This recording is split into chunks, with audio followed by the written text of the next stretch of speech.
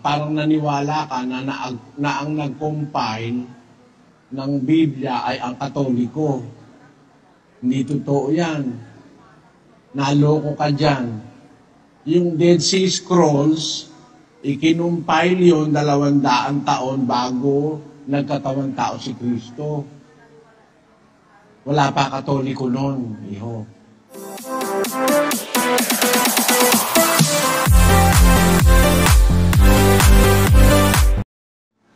Okay po mga kaibigan, magandang araw po sa inyong lahat. Sa pangalan ng ating Panginoong Jesucristo, binabati ko po kayo. Isang komento po ang gusto ko pong bigyan ng pansin dito po sa ating channel mga kaibigan. Nagkomento po sa atin ng isa sa mga taga-subaybay na si kaibigan nating Richard Capvic. Ewan ko kung tama yung pagbasa ko, pero ganito po ang kanyang komento na gusto ko pong sagutin sa pamamagitan po ng video ng ating kapatid na Eli. If mabasa mo ang komentong ito, meron ka bang video na ipinaliwanag ni Brother Eli ang tungkol sa compilation ng Bible? Sino ba ang relihiyon na nag-compile ng Biblia? Kasi ang narinig ko ay Katoliko daw ang nag-compile ng Biblia. Totoo ba ito? So yun po yung kanyang komento mga kaibigan. Hindi po lingid sa atin na inaangkin po ng mga taga-Iglesia Katolika, lalong-lalo itong mga taga-punto por punto, na sila daw o Iglesia Katolika daw ang gumawa ng Biblia, sila daw ang nag-compile. Pero napakalaking mali yan mga kababayan. Pero bago po natin bigyan ng komento ito, gusto ko muna pong magbigay o magpalabas ng video ng ating kapatid na Eli kung ano po ang kanyang sagot dito sa nagtanong. Kasi may nagtanong din sa ating kapatid na Eli tungkol po sa Biblia o sa historya ng Biblia mga kaibigan. Ito po ang video. Iglesia di po ba? Ito po ang tanong. Kung hindi po ang simbahang Katoliko ang continuation ng tunay na iglesia pagkatapos ng panahon ng mga apostol, bakit ito po may pinakamaraming mga kaanib sa lahat ng sekta Kristiyano at pinahintulutan po ito ng Diyos? Ito po ang huli. Kung hindi po ang mga paring Katoliko ang mga kalili ng mga apostol para sa inyo, sino-sino po sila pagkatapos ng panahon ng mga apostol hanggang sa panahon pong ito? At dito na isali na rin po yung pakipaliwanag namin kung ang aking simbahan ng mali iglesia, bakit ito po ang nag-compile ng mga kasulatan ng naging Biblia, samantalang sabi sa 2 Timoteo 2:21, ang sino mang malinis ay magiging sisidlang ikapupuri, marapat gamitin ng may-ari na handa sa lahat ng gawang mabuti. Yan lang po. Unang-una, nalulungkot ako dahil nailigaw ka ng paniniwala ng relihiyon mo. Kaya ako nalulungkot kasi parang naniwala ka na ang nag-compile ng Biblia ay ang Katoliko. Hindi totoo yan. Naloko ka dyan. Yung Dead Sea Scrolls, ikinumpile yun 200 taon bago nagkatawang tao si Kristo. Wala pa Katoliko noon, iho. Wala pa nga si Kristo noon sa laman Pero merong ethnic community within the vicinity of the Dead Sea na nag-compile ng mga matatandang kasulatan. Hindi Katoliko yun, tandaan mo, hindi Katoliko yun. 200 years yun bago lumitaw si Kristo. The Dead Sea Scrolls were found in 1947 within a cave near the Dead Sea. That's why it's called the Dead Sea Scrolls. It existed and was translated from the Hebrew to the Greek 200 years before the time of the Lord Jesus Christ. Bago nagkatawang tao si Kristo, nakapreserve na yun doon. So, hindi Katoliko nag-preserve noon, hindi Katoliko nag-compile noon. Ngayon, itong New Testament, ang mga aklat ng New Testament, yan ay ang mga Gospels, saka mga Pauline Epistles, at saka yung mga mga universal epistles of John, Peter, James, at saka yung prophetic na libro ng Apokalipsis. Ngayon, ang mga Hudyo, isang katotohanan ngayon, na yung mga Hudyo na ngayon, na hindi tumanggap kay Kristo, yung mga Hudyo, hindi naniniwala yan sa bagong tipan. Sa Mateo, ang pinapaniwalaan lang yan yung Old Testament eh. Yung tinatawag nilang Torah, the Book of the Law. Yung mga kasulatan ng mga propeta, at saka ni Moises, at saka mga awit, mga... Ayan. Yung mga hindi naniwalang Hudyo kay Kristo, hindi nila i-compile ang mga aklat ng New Testament. Kaya maaaring pag nakakita sila niyan, tatapon lang nila eh. Hindi mahalaga sa kanila yun eh. Eh sino ang nag-compile ng mga aklat ng bagong tipan? Yung tinatawag na Biblia Latin, yung Latin Vulgate, na opisyal na libro ng Katoliko na pinanggalingan ng Douay-Rheims version sa English, yun ang nakuha ng Katoliko, yung Latin Vulgate. Pero tatandaan mo, yun ang kinikilala nila, yung sinali ni Jerome. Ngayon yung isinali ni Jerome, hindi siya nag-compile nun. No? So hindi Katoliko nag-compile nun. Nagsalin lang si Jerome ng Biblia from Hebrew at saka ng Greek, sinali niya sa Latin Vulgate, which became the official Bible of the Roman Catholic Church, yung Latin. Yun din na nagpapaliwanag sa atin, kaya nang ang Katoliko'y makarating sa Pilipinas, makarating sa Asia, ang misa Latin. Kasi sa paniwala nila, yun ang pinakatamang Biblia, yung Latin. So wala silang pakialam doon sa ibang manuskrito. Ang pakialam nila yung Latin. O ngayon, ang katunayan, wala nga sa Katoliko yung Codex Sinaiticus eh. Isa sa pinakamatatandang salin ng Biblia na isinali noong 300 AD. O, noong ika-4 na siglo, more or less 300 AD, the mid of 300 AD.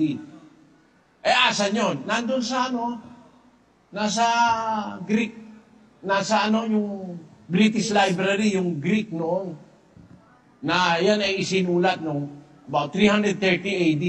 Napuntahan ko pa nga sa British Library yan eh. Kung Katoliko nang nag-compile yan, dapat nasa Vaticano yan. Ano ka ba naman? Ay nailigaw ka talaga dyan sa paniniwala mo na. Kaya naging Biblia ang Biblia dahil sa Katoliko. Malaking kagaguhan yan. Hindi nyo kayang patunayan yan, historically speaking. No?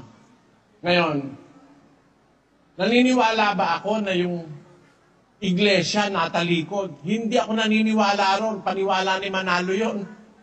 Ang paniwala ko, may tumalikod sa iglesia. Na yung tumalikod na yon, yung mga naging leader nung isang panibagong iglesyang umiral na yun na nga ang Katoliko. 4:1 hanggang 3 ng unang Timoteo. Ngunit hayag na sinasabi ng Espiritu na sa mga huling panahon, ang iba'y magsisitalikod sa pananampalataya at Ang iglesia ang matatalikod. Ang iba sa iglesia tatalikod sa pananampalataya. Nakita mo?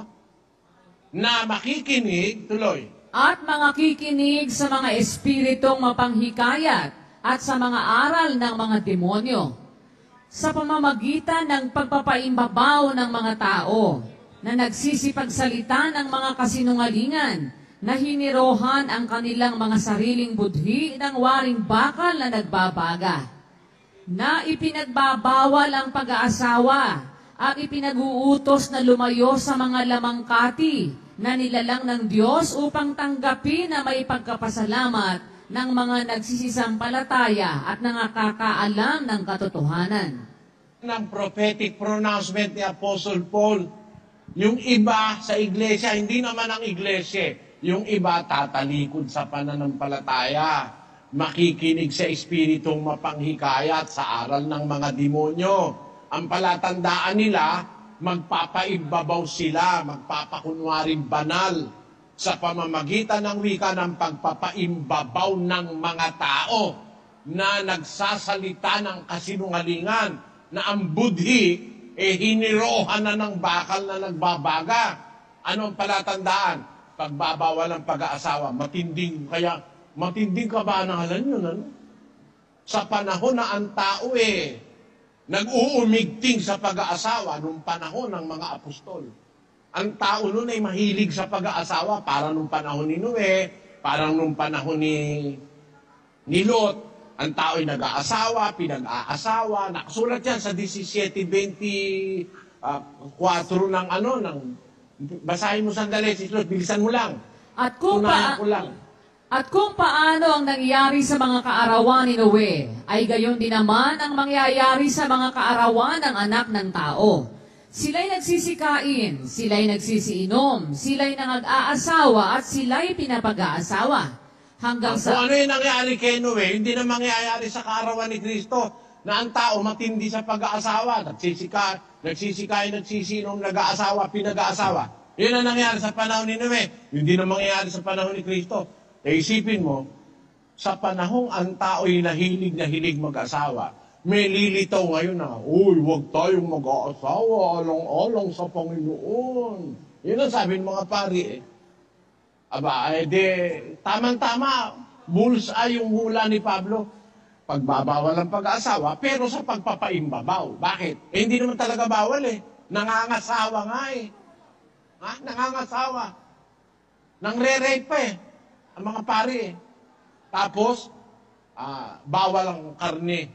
May bihilya na hindi dapat ipagbawal, kundi dapat tanggaping may pagpapasalamat ng mga nakakaalam ng katotohanan. Yan ang hula ng Apostol Pablo na mangyayari. Yung ibang tatalikod na yon. Hindi ang iglesia ang tatalikod. Yung mga iba na yon. Ano ang mangyayari doon? 4:3-4 ng ikalawang Timoteo. Sapagkat darating ang panahon na hindi nila titiisin ang magaling na aral, kundi pagkakaroon nila ng katinang tainga, ay magsisipagbunton sila sa kanilang sarili ng mga gurong ayon sa kanilang sariling mga masasamang pita, at ihihiwalay sa katotohanan ang kanilang mga tainga at mga ibabaling sa katha. Merong mga tao na galing sa iglesia totoo, mahihiwalay sa katotohanan, ibabaling sa katha. Ngayon, yung hindi mahihiwalay, sinasabi rin ng Biblia ano mangyayari ron. Papatayin yun. Papatayin yun. Kaya doon sa Apokalipsis, doon sa 17, nasa kamay ng babae ang dugo, 17, 6 is loose. At nakita ko ang babae na lasing sa dugo ng mga banal at sa dugo ng mga martir ni Jesus. At nang aking makita siya ay nanggilalas ako ng malaking panggigilalas. Ayon, ang babae na siyang representasyon ng Iglesia Katolika ay lasing sa dugo ng lahat ng mga banal, ng mga dugo ng mga martir ni Jesus. Kaya yung mga nanatili na hindi sumama dun sa mga nakinig sa ibang aral, yun man ang mga naging subject ng pagpatay. Kaya nga nangalat ang mga kapatid sa iglesia ng una kung saan-saan napunta. At yung iba, mga napagpapatay. Inaamin naman ng Iglesia Katolika yan Talagang pinagpapatay nila. Isang beses, na inamin ng Papa, 300,000 sinunog nila. Sinunog pa lang yun. Pero pa rin yung mga pinugutan ng ulo, pinakain sa leon, etc., etc. Ito yun. Ito po, basahin natin. Iyan po ang magazine na The Foreign Post. March 16 to 22, year 2000, Volume 8, number 370. Please forgive us, the Vatican. Pope John Paul II embracing the crucifix in St. Peter's Basilica in penance. In a public confession unprecedented in the history of the Roman Catholic Church, begged forgiveness on Sunday for the sins of the Church over the past 2,000 years. The pontiff referred specifically to the Crusades and to the 300,000 people who were burned at the stake in the Inquisition. Ay nako, nung maitatag yung Inquisition Katolika, napakaraming pinagpapatay. Ang pinapatay yung heretics, no? Ano yung heretics? Yung ayaw tanggapin yung aral ng Katoliko. Ano ba ang aral ng Katoliko? Lumuhod sa mga imahen, lumuhod sa mga kung ano-anong mga ginawa ng kamay. Bawal ni Kristo yon. Kaya yung Kristiyano, sila naging heretics. No? Yung Kristiyanong nangahawak sa iniwan ng mga apostol, sila ang itinuring na heretics ng Iglesia Katolika. Pagpapatay. Pero hindi na italikod ang Iglesia. Nangamatay yung mga lingkod ng Diyos. Nangamatay. At yung mga hindi sumunod na tuluyan sa mga apostol, nakabuo ng isang uri ng pananampalatayang paimbabaw. Anong paimbabaw? Ibig sabihin, nagpapakunwaring sila yung totoo. Ganyan ang Iglesia Katolika eh. Nagpapakunwaring siya ang extension o yung continuation ng Iglesyang nakasulat sa Biblia na itinayo ni Kristo. Pwede ba niyo kaming lukohin? Pwede ba ako lukohin ng kahit sinong papa? So ayan po ang sabi ng ating kapatid na Eli, sagot doon po sa nagtanong tungkol po sa kung Katoliko nga ba ang nag-compile. At kung napansin ninyo yung tanong itong guest, mga kababayan, ay sinabi niya na kung hindi Katolika ang karugtong ng Iglesia ng Diyos, ay bakit napakarami? Maliwanag naman doon po sa ating napakinggan na kaya dumami po ang Iglesia Katolika, mga kababayan, dahil nung panahon ng Inquisition, papatayin ang sino mang hindi sumanib o hindi magkatoliko, no? Papatayin nila, kaya takot ang mga tao, kaya napilitan sila umanib. Kaya ganun ang estilo nitong Roman Catholic para dumami. Sa ngayon, mga kaibigan, ang ginagawa po nila ngayon ay kung ano yung gusto ng mga tao, yun po yung ginagawa nila para hindi po humiwalay ang tao sa kanila.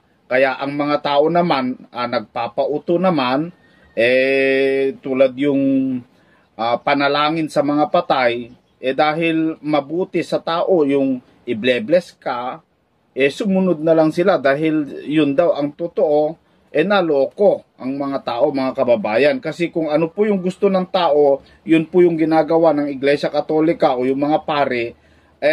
Ito namang mga uto-utong mga tao na hindi nagbabasa ng Biblia, sunod ng sunod, mga kababayan. Kaya, ay nako, mga kapatid. Ang katunayan dyan, mga kaibigan, ang babae po na nasa Revelation chapter 17, yung babaeng patutot, karugtong o bahagi po yon ng Katoliko. Sa totoo lang, mga kababayan,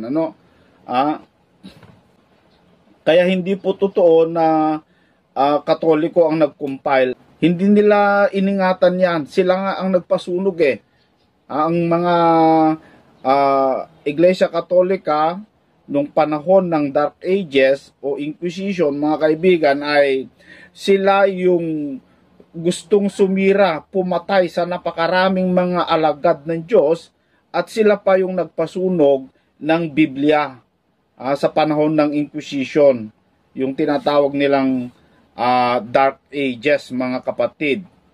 Sinunog nila yung mga itrinanslate ni Wycliffe, itrinanslate ni Tyndale,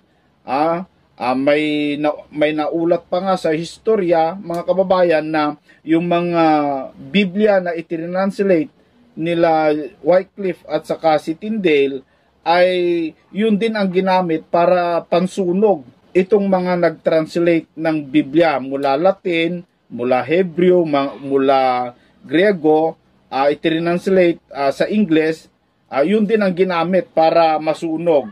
Tignan nyo kung gaano kasama ang Iglesia Katolika, tapos sabihin ninyo, kayong mga taga-punto por punto, kayo ang nag-compile.